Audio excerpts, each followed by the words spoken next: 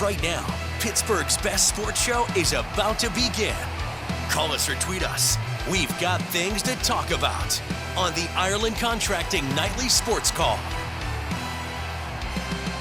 All right, thanks for sticking around for the Ireland Contracting Nightly Sports Call. I'm Rich Walsh. I'll be joined by Suzie Cool in a matter of moments. Give us a call tonight, 412-575-2600. We're taking your phone calls. Anything you want to talk about today, we can talk about the battling Buccos going against one of the best teams in the majors here tonight. Right now, it's 5-4. We're in the 7th inning right now. The Buccos down by 1. They just had a couple runs. It was 5-2. Mitch Keller, not a bad night, but not a great night. Gave up a couple runs. I think he gave up 5. I mean, it's not his. Gave up 4 earned. I mean, that's right around his ERA. It's not what you're expecting from someone like Keller. Just like Paul Skeens the other night. They need their starters. If this team wants to compete, they need their starters to be unbelievable because once again, you can't score a lot of runs. They only had 5 hits yesterday. Right now they have 6 hits, but they're only down by 1. They scored 4 runs. Cruz, not a hit today, but I mean, I think he has 2 runs scored. He was 0 for 2 runs scored. The one thing, Brian Reynolds, his batting average is coming up. He was 2 for 3 today, batting .248. But when you look at this lineup right now, I mean, you have Cruz at .248, Reynolds at .248. McCutchen is basically your best hitter. He's nearly 40. And then you look at that bottom of the lineup, and you're hitting ones with some of these guys. And that's not going to do it. Canario is batting 91 right now. Why is this guy even in the lineup? Henry Davis is like 160. Pham's around there too. Adam Frazier did hit a home run today, but he's still batting .230. You can't win with a lineup like that. You just can't. They're 12-20 right now. They're trending in the wrong direction again here tonight, losing this one 5-4. If they continue to lose and get swept like we talked about last night, you got to make a change. You got to make a change with Derek Shelton. You got to make a change with Ben Cherington. Chris brought up a great point yesterday, and I agree with him. Why would you want a guy like Cherington drafting for this team if you don't want him to be around next year? They've had 6 years. And right now, they haven't done anything, and they're on pace to lose 94 games right now, which is worse than the last 2 years. You would think 2 years ago that this team was heading in the right direction. Paul Skeens up, same record as the year before. And then now with Skeens here, potentially Bubba Chandler here, you don't have Jared Jones right now. But this team is on pace to win 68 games, something like that? That is ridiculous right now. They need to spend more money. They need to develop their players better, and they haven't done either. And basically that falls onto the owner, the general manager, and the manager. So you can't get rid of the owner, but you can make a change at the general manager, and you can make a change with the manager. So I would imagine if this continues the way they're playing right now, they lose another series, then you're headed to St. Louis. Who knows what happens there? They don't always do well in St. Louis. We all know that. So, they're in trouble. They're in trouble, and if I'm a betting man, I'm betting that the manager doesn't make it through this entire season. So, with that being said, let's look at our question of the night, our live poll question. Don't forget to scan the right corner over there, the QR code. You can scan it. I'm old. I forget what that's called. It's a QR code. Suzie would know. She's right there. Young, it's the QR code right here, everybody. She can figure it I'm out. Back. Should the Pirates call up Bubba Chandler? I say yes. It could happen May 8th. May 8th is when they brought Paul Skeens up last year. He made his debut May 11th. Could be something similar. I'm hearing that they could wait till the end of May, beginning of June. But why wait? Bring the guy up. What do you got to lose right now? You stink. Give some Pirates fans some optimism. What worries me is now it's turned into apathy, Suzie, and you don't want that. I can understand anger, but apathy's bad. Yeah, I mean, we were in a similar situation with this last year, right, with Paul Skeens. Although the Pirates had a way better start to the 2024 season than they are to the 2025. So calling up Bubba Chandler, it's not going to change the Pirates and how they're doing right now, I don't believe, because I don't believe that pitching is their problem. Their bats are their problem. However, maybe it does give the Pirates fans that spark, but at the same time, do you want to waste his innings and bring him up here earlier with a team like this right now? I'm not sure if you want to make that decision either. Well, you don't want to lose a year of arbitration, Yeah. and that's potentially what could happen.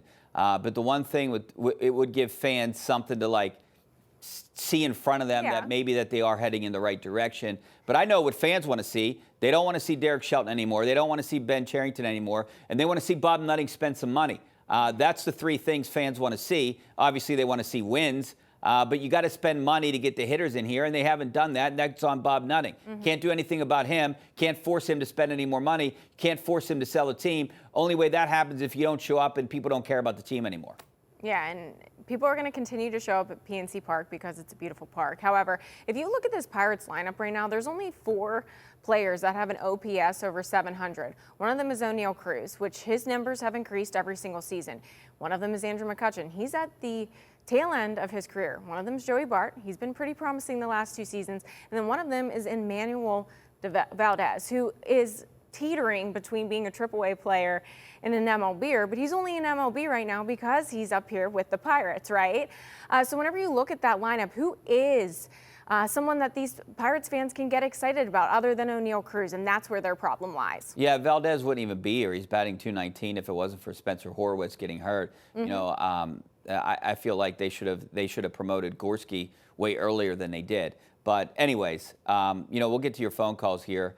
I do have a question for you, and I want you to think about this until after the commercial break to answer it. I mean, should they try to lock up O'Neal Cruz? I know they've tried to over the last couple years, long term. I think they should. I think they should keep him around. I think he's playing in the right position right now. He's got to want to play out there and look like he wants to play out there.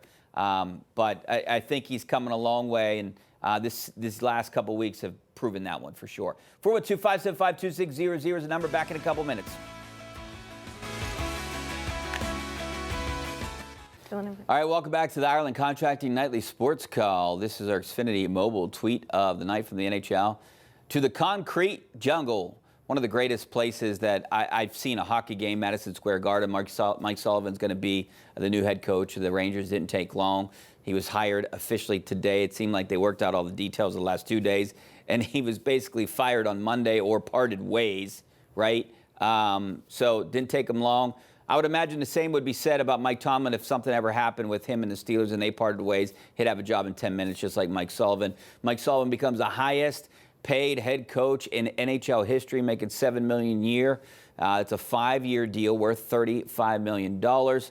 Maybe a change of scenery, more talented team, a younger team, a team that was in the Eastern Conference Finals last year, didn't make the playoffs this year, and then they fired Peter Laviolette. So now Mike Sullivan comes in. You know, I think it's a good situation for him. And, you know, it's only time will tell what he's going to do, but they're expecting big things from Sullivan in New York. Yeah, you always wish the best for someone whenever they part ways with an organization. Mike Sullivan did really well here in Pittsburgh. You got to think of the back-to-back Stanley Cup championships that he was a part of. So best wishes to him as he takes on New York now. All right, let's go out to Michael in Beaver Falls. How you doing, Michael? Excellent. Hey. Hey, Richie. Hey, Suzie Cool. Hello. Hey, how about that Popovich over there in San Antonio Spurs? Yeah, 29 seasons. You know, now that with him retiring and stepping down, not retiring, but stepping down and then moving into a team president role with the Spurs, 29 years. That means Mike Tomlin is the most tenured coach in all 4 North American sports. Right behind him is John Harbaugh from the Ravens. So it's a pretty good accomplishment by Mike Tomlin. It means you're doing something well. Obviously, he has that streak of non-losing seasons. I know a lot of people around here are hoping he wins a playoff game pretty soon. All right, let's go out to John in Castle Shannon. How you doing, John? Hi, Rich. How are you today? Good. Thanks for calling. Yeah, and honestly, buddy, I think, okay, yeah, you can bring Bubba up if you want, but the Pirates, they really need hitters. They got to go out and get some hitters. What do you think, my main man? Yeah, no question about that. I know we just talked about that, Suzie. I don't know who you're going to go out and get, and right now it looks like the Pirates are going to be sellers, not buyers, at the trade deadline. I know we're a few months away from the trade deadline, but I mean, you got to be at least in contention in 12-20, on your way to 12-21 here tonight. You're not even close to being in contention. You have the third worst record in the majors, second worst in the National League. So errors aren't up for the Pirates. Yeah, I'm not sure if they'll go out and spend money. They didn't in the offseason, right? And they proved that. And there's one quote, and I bring it up almost every week, that has really stuck with me. Ben Cherington, during spring training, said, "We have until the trade deadline to pick up people. However, you didn't make moves in the offseason, and now it's season, and you're still not making any moves. Who are you going to pick up at this point?" And it's proven that you didn't put the right pieces in place. All right. Our viewers think that Bubba Chandler should be called up. 71% of the viewers are saying yeah. You know what I keep thinking about, Susie? If you're bringing up Ben Cherington quotes, I had a chance to talk to him and interview him at the end of last season, and I asked him about potentially getting free agents to want to come to Pittsburgh, and he said, "Oh, I don't think that's a problem.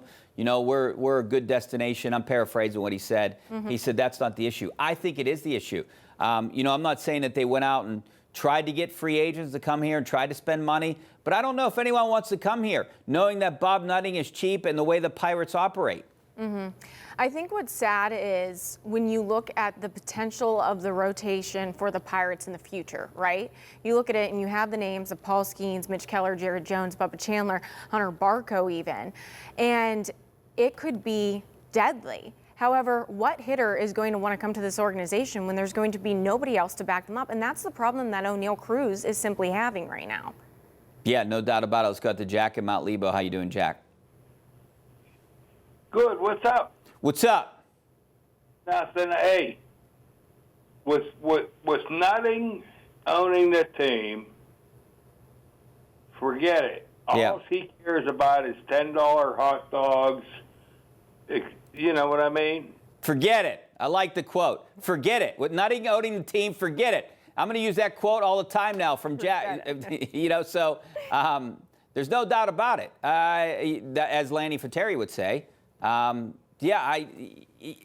Look, I don't think Nutting, I think the Pirates' philosophy is they don't care how many people come. They want people to come, but that's not what's going to make them the money. Baseball, this is a Major League Baseball problem, and I keep saying that. Obviously, the Pirates are taking advantage of it, but Nutting has to spend more. And I would not be surprised, and I think a lot of people around baseball are preparing for some type of lockout here in a couple years when the CBA's up. I think that's where we're headed. There needs to be some kind of floor, some kind of salary cap. I know the luxury tax acts as one, but there needs to be a floor. You can't have a team like the Pirates year after year after year being at the bottom of the payroll. Yeah, and you look at other teams across the league as well. You have the Colorado Rockies, who have been notoriously bad over the last couple of seasons, the Miami Marlins as well. I think that teams are trending in that direction, but it goes back to that problem of fans are going to keep showing up whether the team is bad or not, and that's going to keep putting money in their pockets. Yeah, they keep showing up because fans want to see the visiting team, right? Want to see Paul Skeens or maybe Jared Jones. Want to take their kids just for a night out in the summer to check out the ballpark.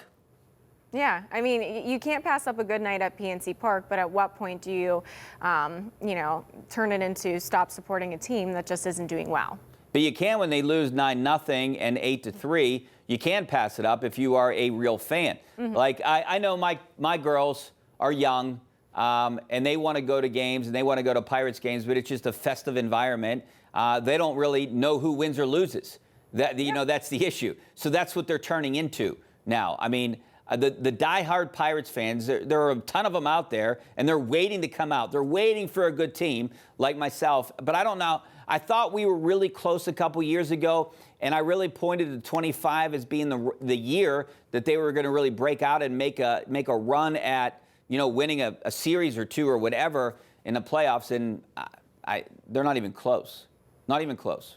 No, they're not. And again, I think it goes back to they have pieces that they can put into place in the future whenever it comes to pitching, but the hitting is the problem. Where are the prospects that are going to come up and actually make this lineup good? Who's going to come up and complement O'Neill Cruz or Joey Bart or Andrew McCutchen while he's still playing?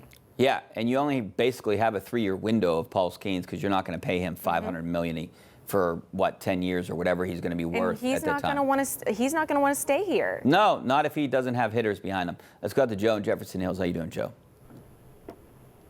Joe, you there? Yes, this is Joe. Hey, what's going on? All right, I'm up. Yeah, this is Rich. What's up, Joe? How you doing, buddy? Good. How you doing? Good. Thank you, guys. You guys are wonderful sportscasters here. I appreciate all the work you do. Watch you a lot. My problem is the Pirates. The owner is the second worst owner in baseball. How do you even cover this anymore? It's so bad. Everything that happens with this team over and over and over, year after year after year, it's such a disaster. Joe, I think you're giving him a pass. I wouldn't call him the second worst owner. I mean, I would put him as the worst owner. I mean, you look at the last 3 decades. There's no team. I think we talked about Mike Tomlin being the most tenured coach in the 4 major North American sports. Well, think of a North American sport that has lost as much as the Pirates have in the last 36 years, right? How many teams? I don't know if I could name another team. I tried to do this a couple of months ago, but the Pirates have to be the most losing franchise of any other professional sports franchise in the last 3 decades. I think what gives people hope, though, is that little playoff spurt that they had. What was it, between like 2014 and 2014 to 2016 or whatever it was? So I feel like people keep living on that hope. And then this new regime comes in, the brass comes in. They say that they've been building a team for the last 6 years. However, guess what? Those 6 years have passed. In Baltimore, that worked. They've proven to have one of the best minor league systems in all of minor league baseball. But the Pirates, they need to put their money where their mouth is at this point. All right, and we need to take a break. 412-575-2600 is the number. Back in a couple minutes.